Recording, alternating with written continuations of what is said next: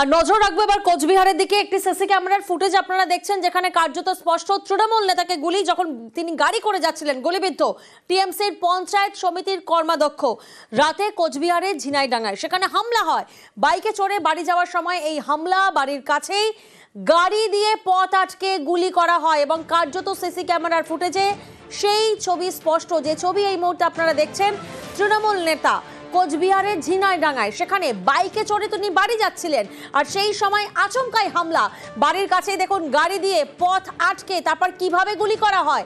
হাসপাতালে ভর্তি রয়েছেন জখম তৃণমূল নেতা। সিসি ক্যামেরায় 4 চাকার ফুটেজে নজর পুলিশের। প্রতিনিধি শুভঙ্কর এই মুহূর্তে আমাদের সঙ্গে রয়েছেন। শুভঙ্কর, পুলিশের প্রাথমিক তদন্তে কি জানা যাচ্ছে, পরিবার সূত্রে কি জানা যাচ্ছে, কে বা কারা জড়িত থাকতে পারে এই গুলি চালনার ঘটনার সঙ্গে?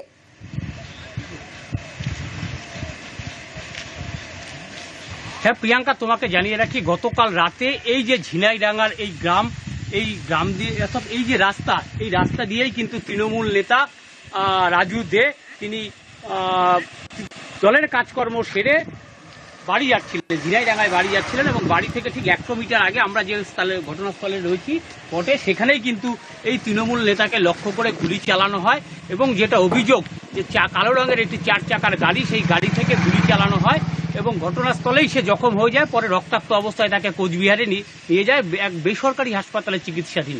তবে আজ সকালবেলা পর্যন্ত কিন্তু ঘটনাস্থলে গুলির খোল পড়ে রয়েছিল এবং পুলিশ এসে একটি তাজা গুলি এবং একটি গুলির খোল উদ্ধার করে নিয়ে গেছে। তার পরিবার এবং তৃণমূল সূত্রে যেটা দাবি করা হচ্ছে যে বিজেপি আশ্রিত দুষ্কৃতীরা তাকে গুলি চালিয়েছে এবং গুলি চালিয়ে, যেহেতু তার এই এলাকায় একটা দাপট রয়েছে এবং প্রভাব রয়েছে এবং সামনে বিধানসভা নির্বাচন, তার আগে এলাকায় ক্ষমতা বিস্তার করার জন্যই বিজেপি এই ঘটনা ঘটিয়েছে। যদিও বিজেপি নেতৃত্ব কিন্তু এই অভিযোগ অস্বীকার করেছে।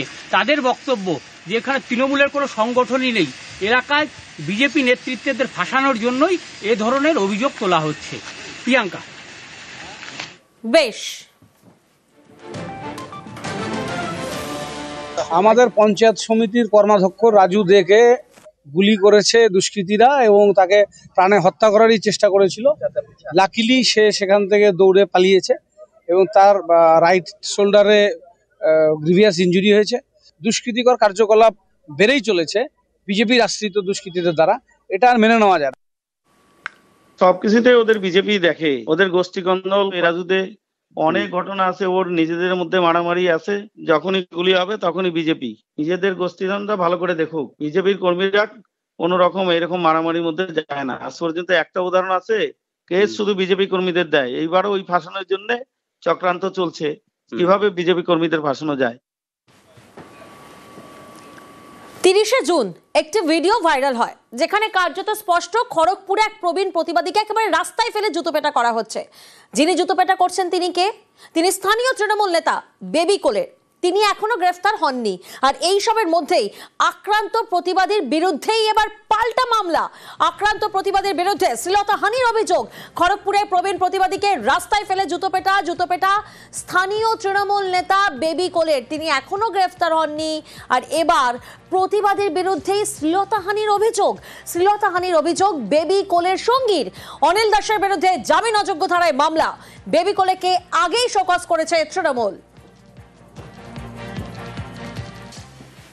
প্যাড তো বিভিন্ন লোক বিভিন্নভাবে ছাপিয়ে বের করছে, ফলে কার অরিজিনাল প্যাডটা ব্যবহার করতে পারে সেটা যে করেছে সে বলতে পারবে। কারণ প্যাড তো শুধু নয়, নিশ্চয়ই তাতে কোনো একজন ব্যক্তি বা কেউ আছে। যেখানে দল থেকে বলা হয়েছিল যে ওকে শোকজ করো, সেটা আমি তারপরে করেছি। তো ফলে কেন তারপরে অ্যারেস্ট করা হলো না সেটা পুলিশ বলতে পারবে, সেটাকে আমি বলবো কি করে। এরপরে ওনার বিরুদ্ধে কোনো ব্যবস্থা নেওয়া হবে কিনা, এটা রাজ্য থেকে যেরকম নির্দেশ আসবে